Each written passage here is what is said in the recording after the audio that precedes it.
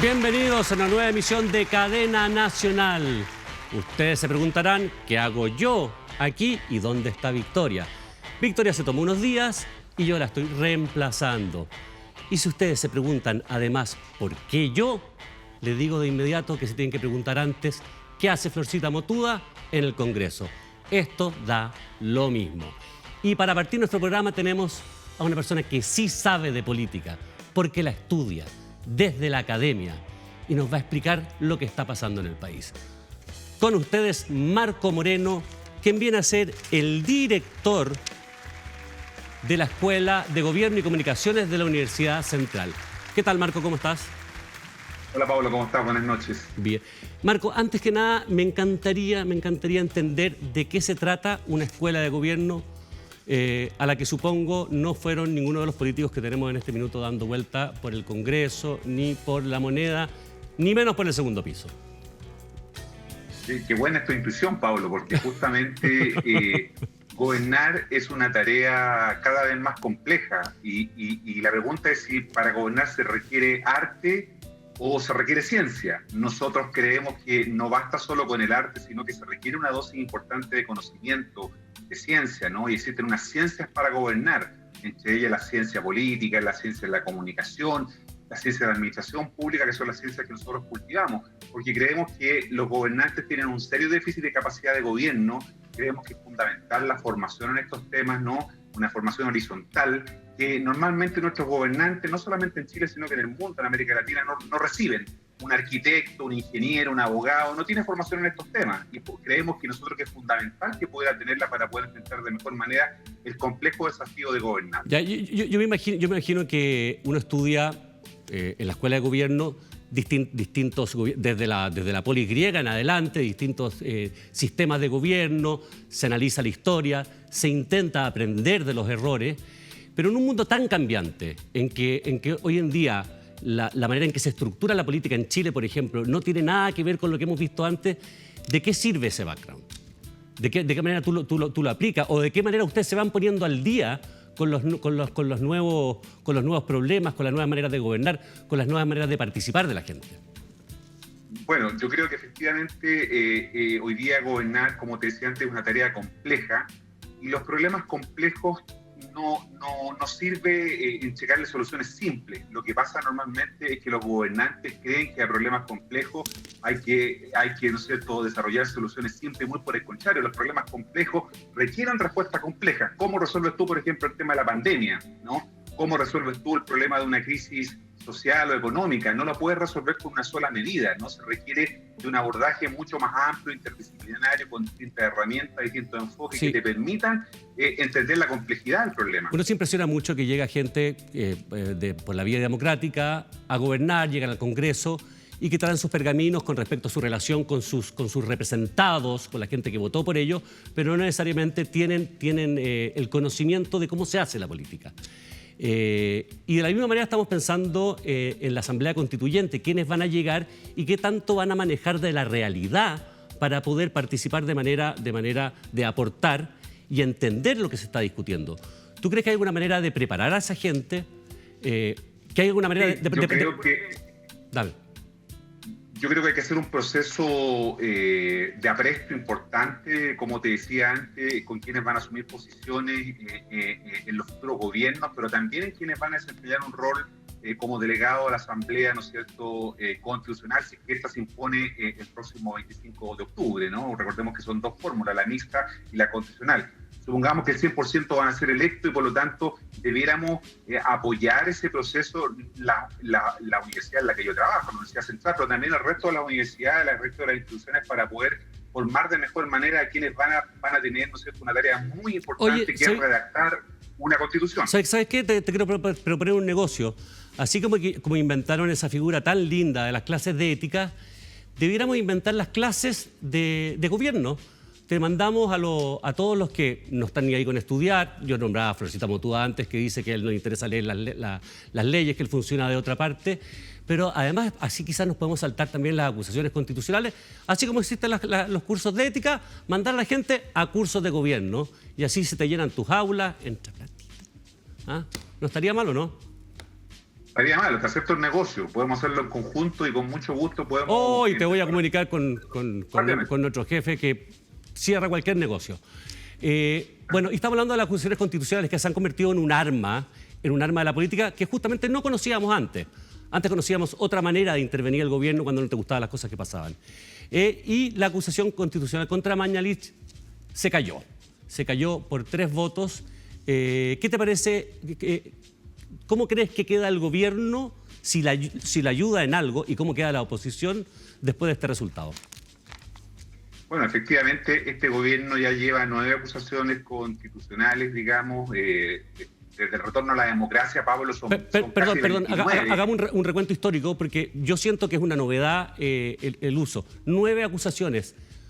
¿Cuántas hay en los 50 años anteriores, los 50 años de democracia? Bueno, desde el retorno a la democracia, el año 90 hasta hoy día, hay 29, ¿no? En el gobierno del presidente Salvador Allende, entre 1970 y 1973, se tuvieron algo así también como 20 acusaciones constitucionales. En esa oportunidad, lo que hacía el presidente era cambiar los ministros de posiciones, ¿no es cierto?, para dejar la acusación sin digamos... ¿Y hay una relación directa continuarla. entre cantidad de acusaciones constitucionales y desgobierno? Yo creo que sí. Las acusaciones constitucionales hoy día están siendo vistas como una válvula de escape del sistema político chileno, no un sistema tan presidencialista, en donde de alguna manera, eso lo plantean hoy día los abogados, se está recurriendo a esta herramienta para poder descomprimir un poco la presión que hay sobre el sistema político, ¿no? Y de alguna manera ese factor podría explicar el número importante de acusaciones que están en curso. Recordemos que hay otra que está hoy día incubada, que es contra el ministro del Interior, Víctor Pérez, que se va a tener que resolver por allá por el 5 de noviembre, después del plebiscito, ¿no? Y por lo tanto tenemos todavía este año una acusación constitucional que está en desarrollo. Es curioso que tú me dices país presidencialista, que se supone lo somos. Sin embargo, el presidente en general, los últimos meses, el último año, brilla por su ausencia. El que da la cara, el ministro del Interior, que pasa permanentemente a ser interpelado. Es como que estuviéramos viendo un tipo de gobierno distinto. Yo me imagino que los ministros hoy en día, cuando firman, debieran decir, prometo, no sé, las cosas que dicen cuando firman como ministro. Prometo ser el mejor fusible posible para mi presidente hasta el último día, porque básicamente son eso. O sea, lo que hace la oposición sacando ministros, sacando una persona tras otra, las personas no cambian el tablero. Tú puedes cambiar peones y el tablero no cambia. Y el presidente queda bloqueado y queda ausente. Entonces es muy curioso y lo encuentro un poco contraproducente a veces como figura de presión política la acusación. Sí, tenemos ese fenómeno que tú planteabas que se ha estado dando en los últimos años, que es un agotamiento de la figura presidencial. La presidencia de la República, esta presidencia que soñó Portales, ¿no es cierto?, que era la expresión un poco de los reyes, que se estableció las repúblicas que alcanzaron independencia y Portales compitió a los presidentes de la República, dotarlo de tanta autoridad en esa especie, ¿no es cierto?, de poder que estaba sobre todo. Esa figura presidencial se ha ido agotando en Chile y hoy día hay un nivel muy profundo de desconfianza en la figura del presidente. Por supuesto que del actual presidente que está gobernando, pero en general los anteriores presidentes también han sufrido esta dificultad, ¿no? Un agotamiento de la figura presidencial. Por eso que se plantea que en el marco de una próxima constitución quizás habría que revisar nuestro régimen político, ¿no? ¿Tú crees que podemos llegar tan lejos?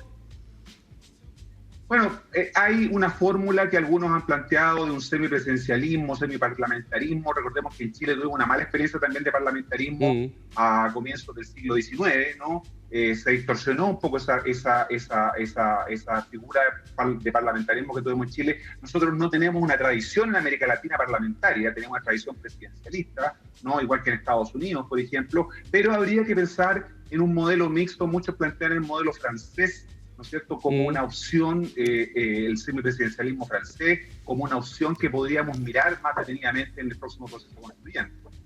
Oye, volvamos un poco a la acusación que perdieron, porque una de las cosas que me parecieron curiosas fueron las reacciones y las declaraciones de distintos personajes, como por ejemplo la del propio abogado Zaliasnik, que hace una comparación con este héroe que vendría siendo el ministro Mañalich con Sully. Sully, por si la gente no se acuerda, es una película actuada por Tom Hanks, en que él aterriza un avión en el Hudson, en la bahía del Hudson, en Nueva York, y salva a todo el mundo. A mí me parece... Oigamos por favor lo que dice Saliani. Os sonroje este comentario que voy a hacer y puede ser un poco cinéfilo, pero quizás muchos de ustedes han visto la película Sully, un piloto norteamericano que aterrizó el avión en el río Hudson en Nueva York. Si ven, el actor principal ahí es Tom Hanks, y es una gran película, por lo demás se las recomiendo. Y ahí se lo enjuicia al piloto, se lo enjuicia porque hace aterrizar el avión en medio del río Hudson en lugar de que el avión aterrice en el aeropuerto más cercano, que sería Nueva Jersey. Y después, cuando pasa el tiempo y lo juzgan, hacen la modelación del accidente con el resultado de las cajas negras y resulta que no hay un solo piloto de prueba en Estados Unidos que sea capaz de hacer llegar el avión al aeropuerto de Nueva Jersey. Y la mejor decisión que podía haberse tomado era haber hecho amarizar ese avión en el río Hudson y haber salvado a la mayor parte de los pasajeros. ¿Qué quiero decir con esto, honorables diputados?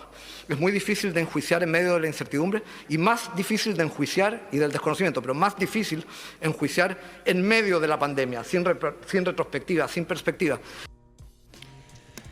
Yo la verdad no sé qué quiso decir, pero podemos analizar lo que se entendió. ¿Qué entendiste tú de esta metáfora? ¿Te pareció una buena metáfora? Bueno, lo que intenta es colocar como un héroe en la práctica, ¿no es cierto?, al exministro Mañalich por habernos salvado de la pandemia, entendiendo que todos los ministros de salud de todos los países del mundo afectados por la crisis no han podido reaccionar porque, entre otras cosas, estamos hablando, como te decía al principio, de un problema complejo que tiene múltiples aristas, ¿no? Y no estábamos preparados para poder enfrentarlo. Ahora, lo que hacen los abogados, y es bien curioso, Pablo, porque los abogados en el fondo intentan colocar un argumento en donde detrás de él está el presidente de la República. Recordemos que el abogado Saliani es abogado del presidente de la República, ¿no? Justamente en un juicio más complejo del que ocurrió ayer. Porque te quiero decir una cosa, Pablo, lo que pasó ayer es lo menos importante y es lo que menos les importa a la gente. Fíjate lo que te digo. O sea, que ayer se haya rechazado la acusación constitucional contra el exministro Mañalich no tiene ninguna importancia porque a la gente no le importa lo que pasó ayer, porque se da cuenta que los políticos están dedicados a los problemas de la política y no a los problemas de la gente. ¿Qué es de verdad lo que le ocupa al gobierno? Lo que de verdad le ocupa al gobierno, lo que va a ocurrir en la lista jurídica, ¿no? En la sede judicial. Porque recordemos que hay en paralelo una investigación que se está llevando por parte de la Fiscalía, por el fiscal Javier Armendáriz, ¿no es cierto?, que está investigando el tema de los correos que se llevó adelante el ministro Mañalich con sus asesores, ¿no? Había una negación valga la figura, tienen que sacarle con los pacos los correos, aunque los pacos tengan sus propios problemas en este minuto. Porque la verdad es que no lo han querido entregar. Yo no sé bien ese tema de los correos. Me imagino que hay una cosa coloquial también de no digáis eso, que hay que dejar la cagada, que es propio de lo coloquial de los correos, que yo no sé si esta gente se cuida o no se cuida sabiendo que el día de mañana se los pueden llegar a pedir, si les da un poco de pudor, vergüenza lo que pueden llegar a decir en términos no formales. Esa es la lista complicada, Pablo, porque aquí los correos, en el fondo, lo que podrían evidenciar, ¿no es cierto?, es un intento de manipulación de la información, más allá del correo en sí mismo, la información que podemos tener ahí, y eso es un delito, ¿no? Y por lo tanto, a lo que le teme el gobierno es a esa persecución de la Fiscalía, ¿no? Porque no solamente se podría ir contra el ministro, sino que también contra el presidente de la República, porque uno tendría que pensar si el ministro conocía el contenido de estos correos y se tomó la decisión eventualmente, ¿no es cierto?, de cambiar las cifras, también lo debió haber conocido el presidente de la República. Sí, y por eso que yo creo que es más grave esta lista judicial que la lista política. Si se hubiera acusado constitucionalmente al ministro Mañalich, ¿qué hubiera pasado? Lo hubieran suspendido por 5 años de sus derechos políticos. Pero no pasa nada, al gobierno le daba lo mismo esa acusación. La verdadera acusación es que le importa al gobierno. Pero cabe preguntarse que también en política hay veces que hay que tomar decisiones que tienen que ver con respecto a situaciones muy complejas, como puede ser una pandemia, y tú tienes que manejar distintas aristas, tienes que manejar el miedo de la población y las medidas que estás tomando.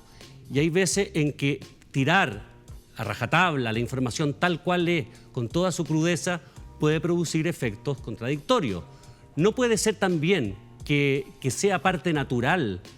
Yo no te digo mentir, pero manejar los tiempos con que entrega cierta información de tal manera de poder tener una relación y un tratamiento de la pandemia manejado. Bueno, tú lo dijiste al principio también, los ministros juran o prometen frente a respetar la Constitución, ¿no? Y aquí está el problema complejo, porque hay responsabilidades políticas, pero también hay responsabilidades penales, ¿no? Las políticas son las que se vieron ayer y que finalmente no tuvieron consecuencias, porque los parlamentarios decidieron rechazar la acusación constitucional. Pero ahora vienen las responsabilidades penales, ¿no es cierto?, del ocultamiento de la información, del manejo de la información. Hemos visto testimonio en los últimos días de gente que dice que sí se habría dado instrucciones para que la información fuera usada. Entonces yo creo que el principal temor del gobierno, y te insisto mucho en este punto, el principal temor del gobierno es que la Fiscalía, si es que la Fiscalía decide llegar hasta el final, porque también muchas veces la Fiscalía, recordemos, ¿no es cierto?, en algunos casos, en buen chileno, ha reculado. Pero no en todos los casos ha llegado hasta el final. Pero en este caso tenemos esta lista que es bien importante. Le va a ser bastante más difícil, dado que hoy día se robaron del MinSal una buena parte de la información. Uno a estas alturas se pregunta, ¿pueden ser tan pelotudos en estas circunstancias tratar de hacer desaparecer la información, o también puede ser un juego en contra, que uno ya no sabe, desde los montajes de carabineros en el sur a hoy, desde cualquiera de los lados, uno puede decir a quién le conviene que desaparezca esta información o aparezca desapareciendo esta información? Bueno, Pablo, ahí tú te das cuenta que esto ha sido pésimamente manejado por el gobierno. Esto no es un logro de la oposición, no es un mérito de la oposición toda esta comedia de equivocaciones. Bueno, pero un poco. El que Piñera llegara al gobierno no es un logro de Piñera. Es un error de la oposición. O sea, si tenemos algo en Chile, es un presidente del que nadie se va a hacer la gran anda y ahí le va a poner un pecho a la bala por Piñera. Piñera funciona desde otra lógica, de la lógica de un voto de veto al gobierno anterior. Pero fíjate que en este caso hay tres elementos que son importantes. El primero es que los abogados del presidente de la República piden sacar a uno de los fiscales porque no le da confianza. Primera cuestión sospechosa. Segunda cuestión sospechosa, cuando el ministro de Salud, el actual ministro de Salud, da como argumento para no entregar la información, ¿no es cierto?, el que se podrían incurrir, ¿no es cierto?, en una violación de información de seguridad nacional. Sí. Esos dos elementos por sí solos te hacen a ti entrar en sospecha. La gente que no está viendo, ¿no es cierto?, debe decir, no, aquí hay algo raro. Aquí hay algo raro porque si se recurren a estos dos argumentos y el tercero, el que tú acabas de mostrar, se roban, ¿no es cierto?, los computadores. Y esos computadores... Bueno, pero se robaron las claves secretas de todos los chilenos y salió el gobierno diciendo que, como primera medida, una cosa absolutamente maravillosa, y era que iban a llamar a la comunidad a cambiar sus claves secretas, el sofá de Bonoto, a que cambien sus claves secretas, porque en el fondo, para mejorar el sistema, pero si no te pueden robar las claves secretas a 6 millones de chilenos. Y eso no pasa porque... O sea, es lo mismo que un banco hackean un banco y llamen a todos. ¿Saben qué? Por un rato saquen su plata y déjenla debajo del colchón, porque lo más seguro es que si no, alguien se va a meter y les va a sacar la plata. Son realmente palos de ciego.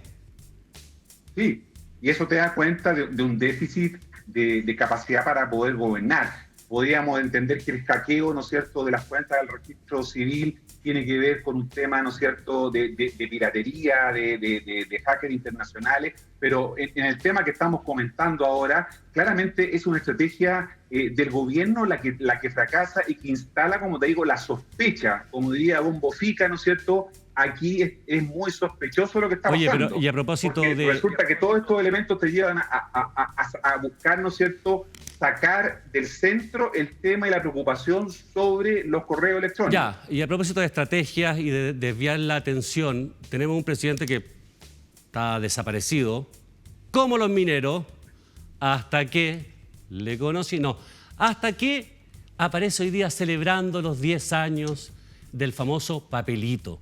¿Qué significa en el estado actual de las cosas? Con el 18 que se viene, con la votación que se viene, con la acusación contra Mañalich y la futura acusación contra Víctor Pérez, andar haciendo gala de estos pequeños triunfos, si es que se le puede llamar un triunfo de él. O sea, yo ya a esta altura me imagino que ese papelito es lo último a lo que se está aferrando, y el día que lo entierren, bajará a las profundidades el féretro con el papelito arriba de los 33, porque va a ser ese papelito va a ser su legado. Yo no sé si está entero, si lo tienen plastificado, como el run, pero ¿qué te parece a ti? Como el sentido de oportunidad de salir haciendo este gran show de los 10 años del papelito. Claro, es un intento desesperado del gobierno de retomar, ¿no es cierto?, o poder instalar una agenda de temas que el gobierno le interesa proyectar, pero que efectivamente la gente no tiene ningún interés en seguir. Pero pero por favor, no va al pulso con la orina. O sea, ¿qué tiene que ver? ¿Qué estás instalando cuando recuerdas que hace 10 años, en una acción mancomunada de Chile que funcionó todo muy bien, sacamos los 33 mineros? ¿De qué manera eso puede ser el primer paso para algo? ¿O real?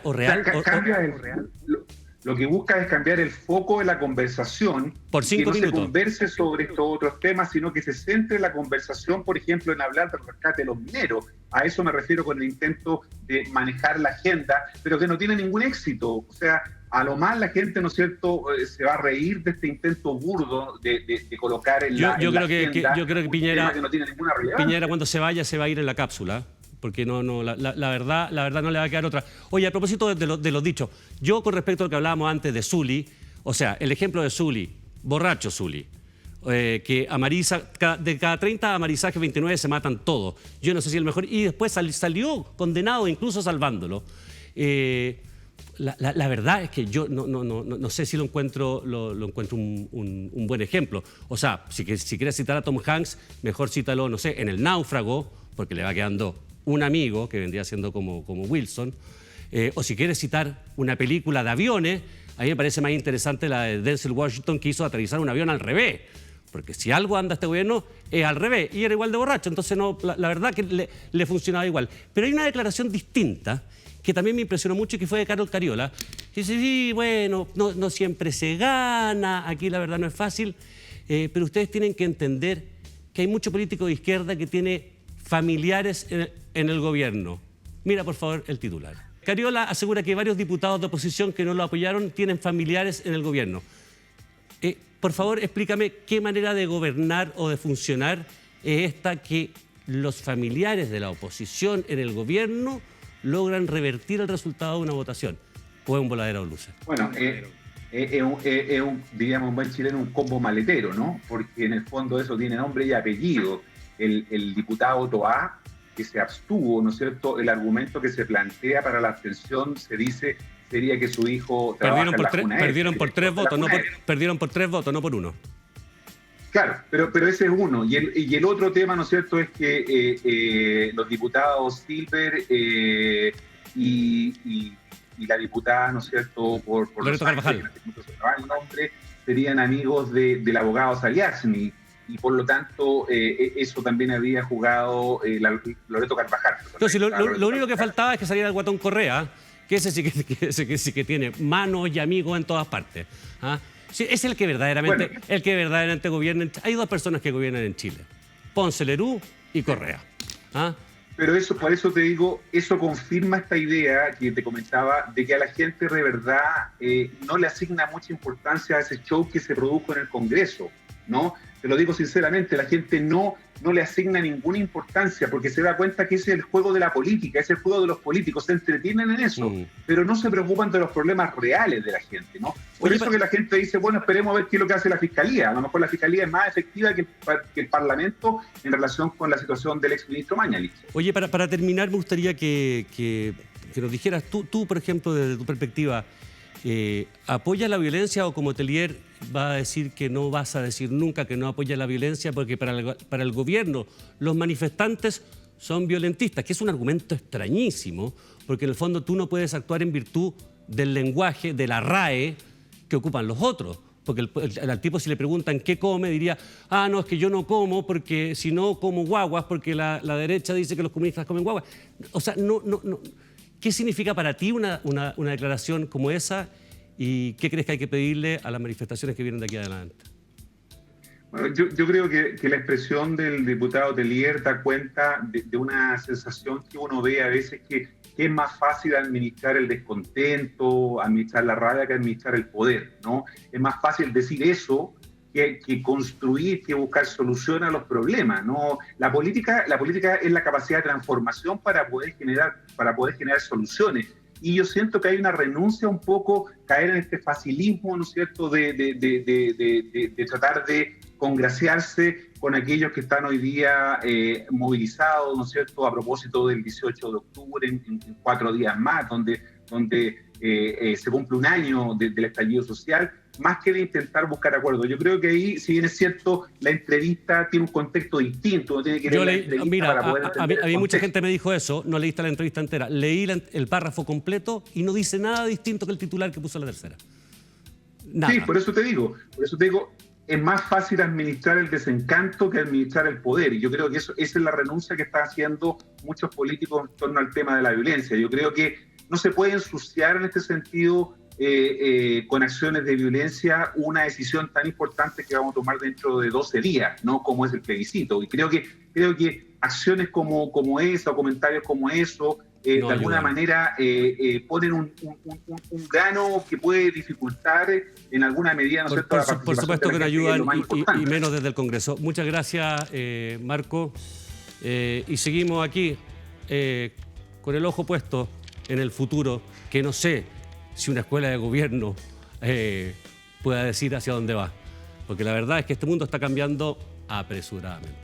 Gracias y nos vemos, Marco. Gracias, Pablo, que estés bien. Vamos a una pausa ahora y volvemos con más Cadena Nacional.